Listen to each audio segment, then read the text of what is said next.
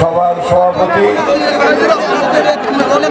আপনাদের অত্যন্ত প্রিয় মানুষ, সংগ্রামী মানুষ, আজীবন যিনি বেগম জিয়ার সঙ্গে, বিশেষ বেগম জিয়ার সঙ্গে থেকে সংগ্রাম করেছেন, সংগ্রাম করে করে বড় হয়েছেন এবং ঢাকা মহানগর বিএনপি দক্ষিণের সভাপতি নির্বাচিত হয়েছেন এবং আজকে দেশনেত্রীর অবর্তমানে আপনাদের এই অঞ্চলে নির্বাচনের দায়িত্ব নিয়েছিলেন, আপনাদের প্রতিনিধিত্ব করছেন, আপনাদের আস্থাভাজন নেতা, যিনি বিগত বন্যাকালীন সময় আপনাদের পাশে এসে দাঁড়িয়েছেন, সার্বক্ষণিক থেকেছেন, আমাদের সেই প্রিয় নেতা যারা রফিকুল ইসলাম মজনু মঞ্চে উপবিষ্ট আছেন, কেন্দ্রীয় বিশিষ্ট নেতৃবৃন্দ, ফেনী জেলার নেতৃবৃন্দ, সাগরনাইয়া নেতৃবৃন্দ, প্রিয় ভাই ও বোনেরা, আসসালামু আলাইকুম। সময় একেবারেই নেই। আমার কিছুটা দুর্ভাগ্য যে আমাকে যখন বক্তৃতার সুযোগ দেওয়া হয়, কত বড় সুযোগ দেওয়া হয়, তখন আর সময় থাকে। এর মধ্যে আমি যতটুকু পারি আপনাদের সামনে তুলে দেওয়ার চেষ্টা করব। প্রিয় বন্ধুগণ এবং মা বোনেরা, দেশনেত্রী বেগম খালেদা জিয়া, আমি আগেই বলেছি, উনি আপনারা একটা স্লোগান দেন না, ফেনীর মেয়ে নেত্রী জন্মমদের আলাদা, তাই না?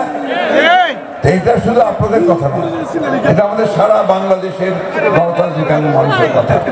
আমাদের গর্বই আলাদা যে খালেদা জিয়া আমাদের মা, আমরা তার নেতৃত্বে দীর্ঘ গণতান্ত্রিক সংগ্রাম করেছি, জয়লাভ করেছি, আবারও জয়লাভ করলাম। বন্ধুগণ,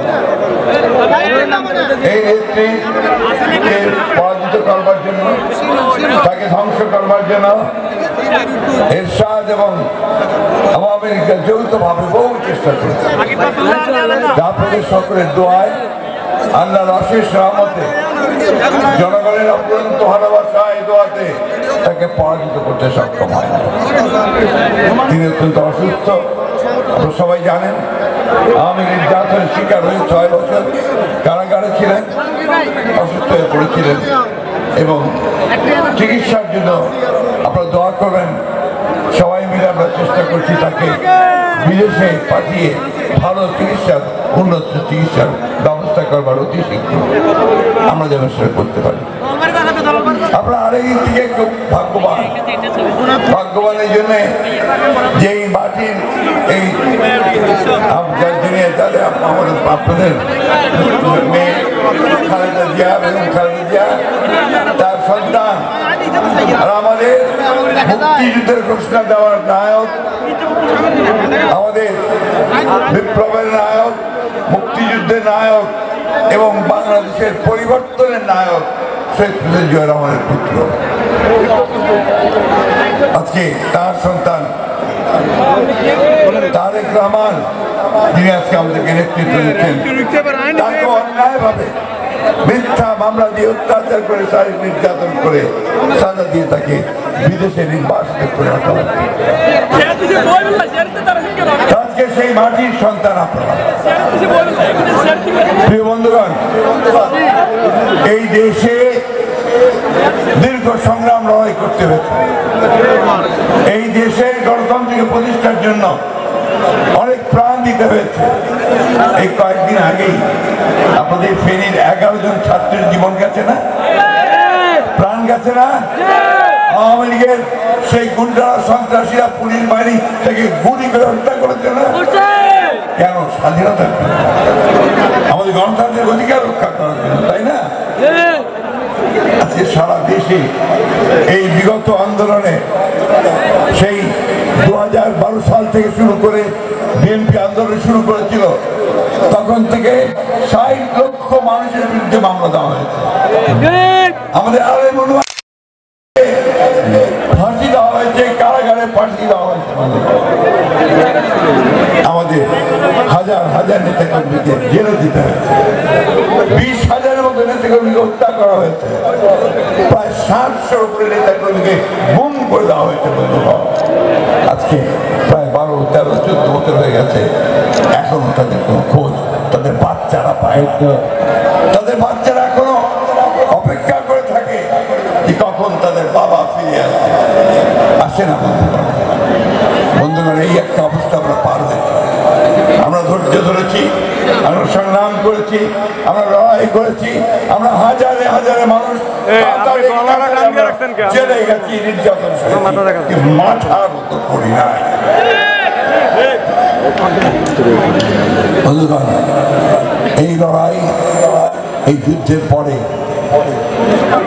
আমাদের ছাত্র জনতার ত্যাগের মধ্য দিয়ে, আন্দোলনের মধ্য দিয়ে আমরা ফ্যাসিস্টদের কাছ থেকে মুক্ত হয়েছি। আমি দীর্ঘ আলোচনা করতে চাই না। আপনারা জানেন যে 15 বছর কি নির্যাতন অন্যায় তারা করেছে। আমি সেগুলোতে যেতে চাই না। এই সাউন্ডটা একটু কমাও ভাই, আওয়াজ হচ্ছে একটা। এই নির্যাতনের পরে হাসিনা পালিয়ে গেছে, আপনার সবাই জানেন। আমি সে কথাটাও যেতে চাই না। অনেক অনেক কথা বলেছিলেন, শেষ পর্যন্ত জনতার রুদ্রে তাদেরকে চলে যেতে হয়েছে ছাত্র জনতার আন্দোলন করতে। আমরা একটা স্বাধীনতার স্বাদ পেয়েছি।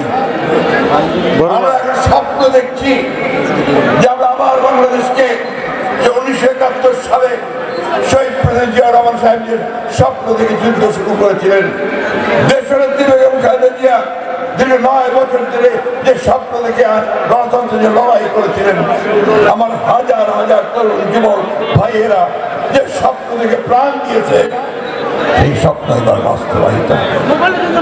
আমরা সেই আশায় বুক বেঁধে আছি বন্ধুগণ। তো আমরা আরো সুষ্ঠুভাবে এই যে বিপ্লব, এই যে ছাত্র জনতার অভ্যুত্থান এবং মানুষের আশাকে রূপদান করার জন্য আমরা একটা কেয়ারটেকার গভর্নমেন্ট আমরা তৈরি করছি, সবাই মিলে, ছাত্র জনতা মিলে। আমরা একজনকে দায়িত্ব দিয়েছি, প্রধান উপদেষ্টা, যিনি আমাদের কাছে সবার কাছে অত্যন্ত শ্রদ্ধেয় মানুষ, যিনি আমাদের কাছে একজন প্রিয় মানুষ। কারণ তিনি প্রথম সেই ব্যক্তি, যে ব্যক্তি বাংলাদেশকে বিশ্ব দরবারে পরিচিত করেছিলেন। তিনি তার কাজের মধ্যে দিয়ে একটা শান্তি পুরস্কার পেয়েছিলেন, নোবেল পুরস্কার। সারা পৃথিবীতে তিনি সমাদৃত। তাকে আমরা সেই দায়িত্ব দিয়েছি যে আপনি দয়া করে অতি অল্প সময়ের মধ্যে এই 15 বছর আওয়ামী লীগ যে জঞ্জালগুলো সৃষ্টি করেছে, আওয়ামী লীগ যে ধ্বংস করে দিয়েছে গণতান্ত্রিক প্রতিষ্ঠানগুলো, নির্বাচন ব্যবস্থা ধ্বংস করেছে, বিচার ব্যবস্থা ধ্বংস করেছে, প্রশাসনকে ধ্বংস করেছে, অর্থনীতিকে ধ্বংস করেছে। একদিকে রাজনৈতিক কাঠামো, অন্যদিকে অর্থনৈতিক কাঠামো ধ্বংস করে দিয়েছে। আর নিজেরা লুট করেছে, লক্ষ লক্ষ কোটি টাকা তারা পাচার করে দিয়েছে। আজকে সেই জঞ্জালগুলো সাফ করে একটা সুন্দর পরিবেশ তৈরি করতে হবে। সবাই যেন ভোট দিতে পারে, সেই পরিবেশটা সৃষ্টি করতে হবে। তাই তো নাকি? আমার ভোট আমি দেব যাকে খুশি, তাই না? কি আপনারা তো ভোট চান নাকি? সবাই ভোট দিতে চান? এই যে ছেলেরা যারা ভোট দিতে পারোনি, 3 টার্ম পারোনি না, ইলেকশন হয়েছিল, ভোট কেন্দ্রে যাওয়া যেত, আমরা ওই ভোটটা ফেরত চাই।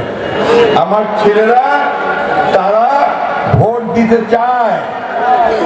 আমরা বুড়ো মানুষ যারা আছি, আমাদেরও শেষ ভোটটা আমরা দিতে চাই, দিয়ে আমরা আমাদের প্রতিনিধি, পছন্দ মতো প্রতিনিধি নির্বাচন করতে চাই। আমরা একটা সুন্দর বাংলাদেশ করতে চাই। আমরা একটা ঝগড়া মুক্ত, একটা বিবাদ মুক্ত, বিসম্বাদ মুক্ত বাংলাদেশ করতে চাই। প্রত্যেকবার নির্বাচন আসবে আর আমরা মারামারি কাছাকাছি করবো, এই নির্বাচন চাই না।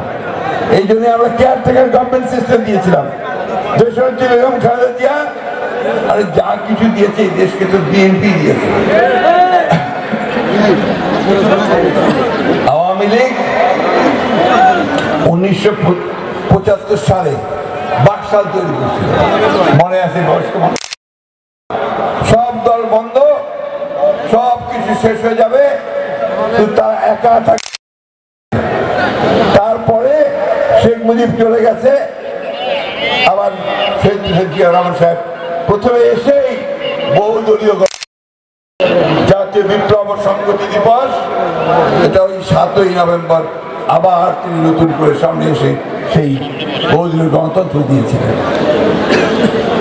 শহীদ প্রেসিডেন্ট জিয়া রহমান নতুন করে অর্থনীতির মুক্তি দিয়েছিলেন, সংবাদপত্র মুক্ত করে দিয়েছিলেন। সেই জন্য আমরা বলি ওই জাতীয় বিপ্লব সংহতি দিবস বাংলাদেশকে বাঁচিয়ে দিয়েছিল। তারপরে ওই বাংলাদেশের শত্রুরা যখন নির্মমভাবে শহীদ প্রেসিডেন্ট জিয়া রহমানকে হত্যা করলো, তারপরে 9 বছর এরশাদ চেষ্টা করেছে বাংলাদেশকে ধ্বংস করতে। দেশনেত্রী বেগম খালেদা জিয়ার আপসহীন নেতৃত্বের কারণে সেদিন সে ব্যর্থ হয়েছে। দেশনেত্রীকে আপনারা সেই 1991 সালে ক্ষমতায় নিয়ে এসেছেন। এসেই তিনি কি করেছেন? ওই গণতন্ত্রকে আবার সুসংহত করার চেষ্টা করেছেন। পার্লামেন্টারি ফর্ম অফ ডেমোক্রেসি দিয়েছেন, সংসদীয় গণতন্ত্র দিয়েছেন, মেয়েদেরকে লেখাপড়ার সুযোগ করে দিয়েছেন, তাদের অনেক কাজ তিনি করেছেন।